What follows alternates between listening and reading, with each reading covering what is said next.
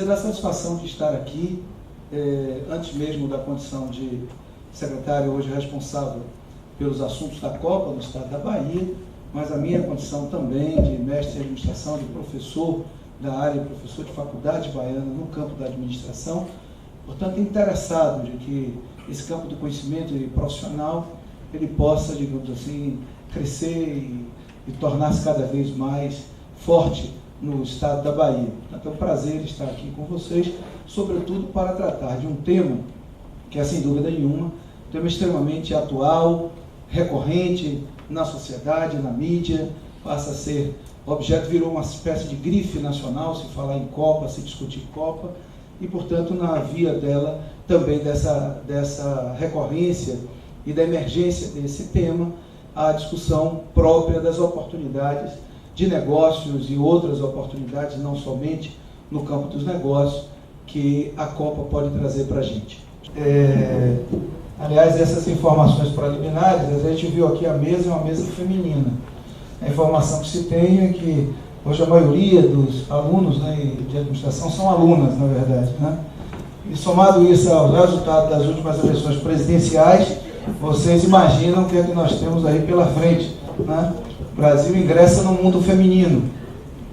E isso é bom, né? Porque a mulher, ela, sem dúvida nenhuma, e é a professora que vai falar sobre isso, mas reúne um conjunto de atributos que também para o campo de administração tem enorme importância, né?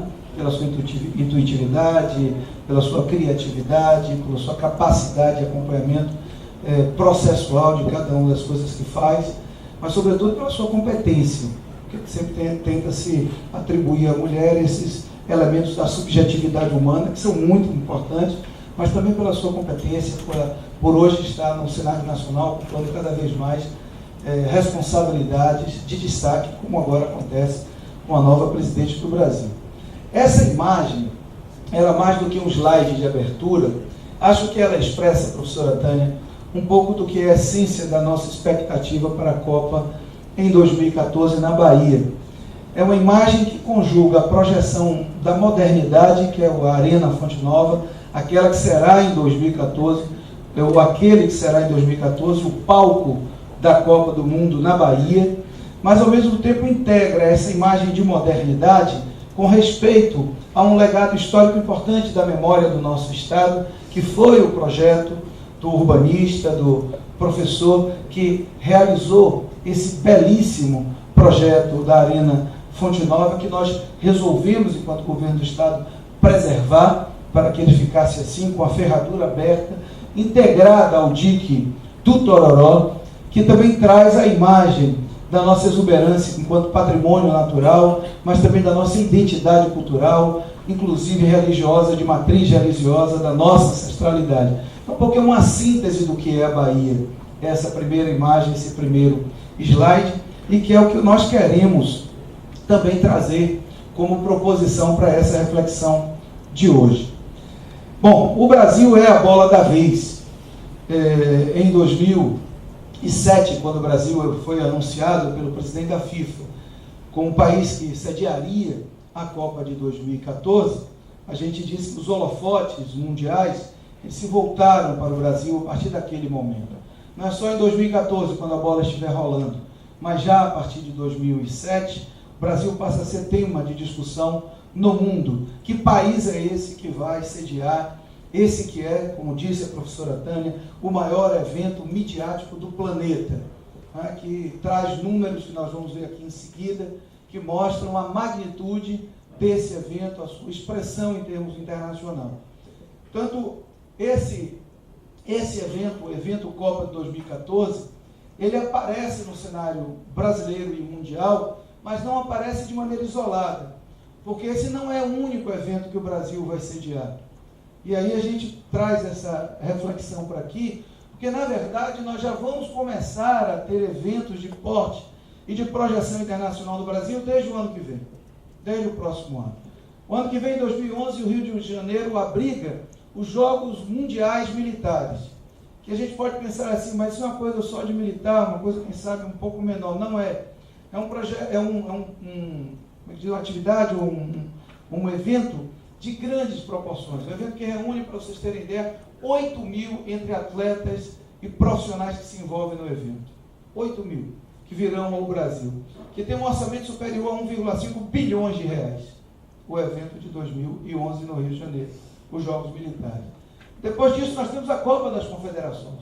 E como vocês já sabem, nós, os baianos e a Bahia, desejamos participar, porque teremos o nosso estádio até lá em condições de sediar a Copa das Confederações, que é um outro evento, um evento teste preparatório do evento de 2014, mas que já mobiliza o interesse mundial.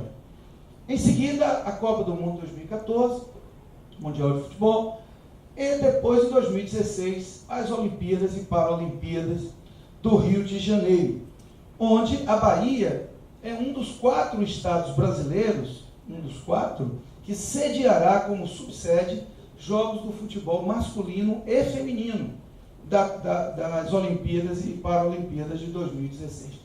Tanto observe que nós vamos viver nos próximos anos aquilo que eu chamo de um ciclo virtuoso do esporte no Brasil.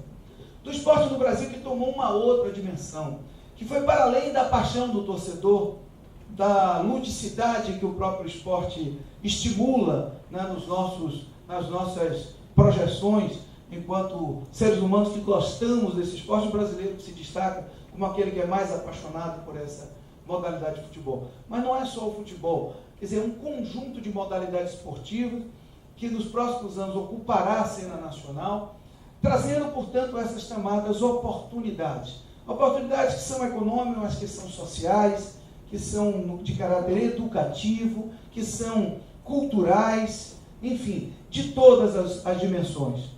Precisamos, portanto, estar atentos a esse ciclo virtuoso. E por que estar atento a ele? Porque esse ciclo virtuoso de eventos, ele também não acontece em qualquer momento da cena brasileira. Nós não estamos falando de um conjunto de grandes eventos no Brasil de um tempo qualquer. Não é mais o Brasil de 1950, que recebeu a primeira Copa, quando nós aqui, infelizmente, passamos por aquela grande decepção de perder no Maracanã, Uruguai. Não é mais aquele Brasil. Quer dizer, é um Brasil moderno, é um Brasil num ciclo de desenvolvimento sustentado, que sinaliza taxas de crescimento asiáticas. Um Brasil que projeta para os próximos anos se tornar a 5ª economia mundial, em quadro de estabilidade, de baixo risco. Portanto, num país como esse, é que esses eventos ocorrerão. Se nós tivermos a competência, a capacidade e a criatividade, a palavra criatividade hoje precisa ser repetida em Salvador, porque nós teremos Domênico de Márcio hoje à noite no Teatro Castro Alves. E era interessante que os fossem lá assistir essa palestra do sociólogo. Então, a criatividade e a competência que associadas podem fazer com que esse ciclo de eventos possam alavancar o país, colocando a Bahia e o Brasil num outro patamar nos pós-jogos. A Copa em números é apenas para a gente entender um pouco dessa chamada magnitude e também complexidade do evento Copa. Não é? Observem, nós estamos falando de um evento que se estima investimentos da ordem de 33 bilhões de dólares em investimentos de infraestrutura. 5 bilhões só em investimentos nas arenas dos estádios. Que alguns podem dizer, poxa, mas estádio não é mais aquele paradigma de estádio que está um pouco nas nossas cabeças. Aqueles grandes estádios monumentais que ficavam vazios, ociosos, que serviam para uma única modalidade, que eram desconfortáveis e que, por essa mesma razão, foram sendo abandonados progressivamente pela população, sobretudo pelas famílias. Hoje os estádios modernos são estádios mais compactos, são estádios que pensam na sua sustentabilidade, são estádios em geral multifuncionais, que abrigam mais do que uma modalidade e até mesmo mais do que o esporte. Portanto, são estádios dessa natureza que trazem conforto, segurança para que as famílias voltem a frequentar os estádios. Assim será a Fonte Nova e assim serão os estádios no Brasil inteiro, inclusive lá em Belo Horizonte, Minas Gerais, com a reforma do Mineirão. O orçamento FIFA é de 450 milhões de dólares. Nós estamos falando, portanto, de uma entidade privada, proprietária desse evento, que vem ao longo das últimas Copas profissionalizando, sofisticando cada vez mais o evento, no nível da excelência dos equipamentos, da logística, da capacidade instalada dos países que sediam a Copa, da qualidade dos serviços que são prestados. A FIFA vem se esmerando, e isso é preciso ser reconhecido. E é óbvio que faz isso pelos interesses da própria FIFA, não é? que tem retornos, dividendos, que recolhe do sucesso desse evento.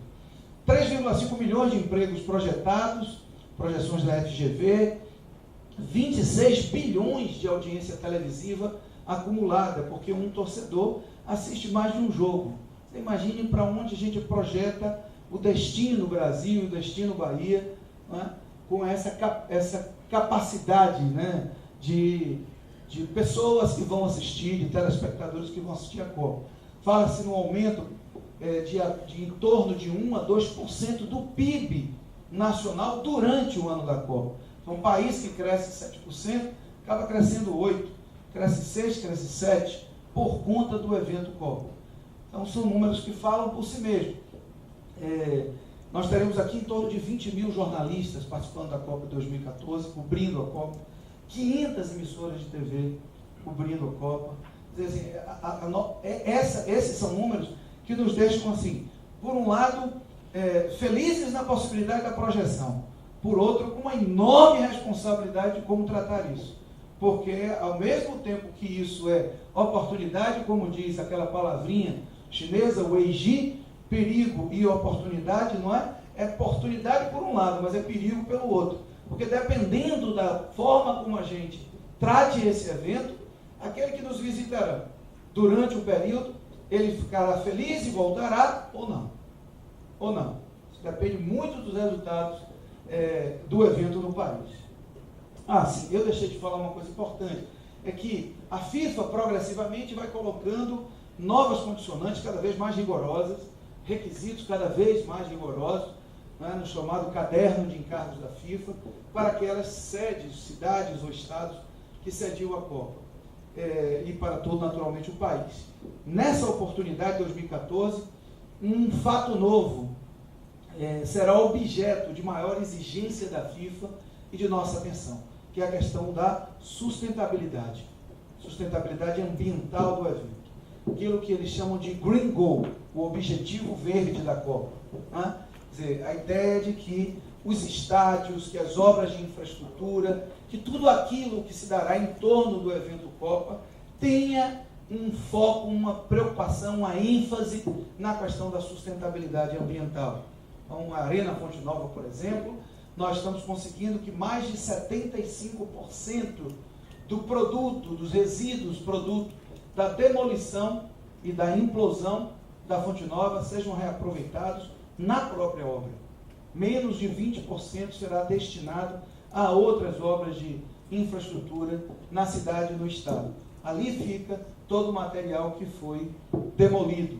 Como nós teremos o reuso da água como preocupação, a utilização de materiais que assegurem redução no consumo de energia, a possibilidade de uso de matriz mais limpa de energia no estádio, uso de placas fotovoltaicas para o aproveitamento da energia solar, uso do gás natural aqui na Bahia, que é uma fonte nossa, inclusive existe uma empresa estatal do gás, que é a Bahia Gás, que já está em entendimento com a Fonte Nova Participações.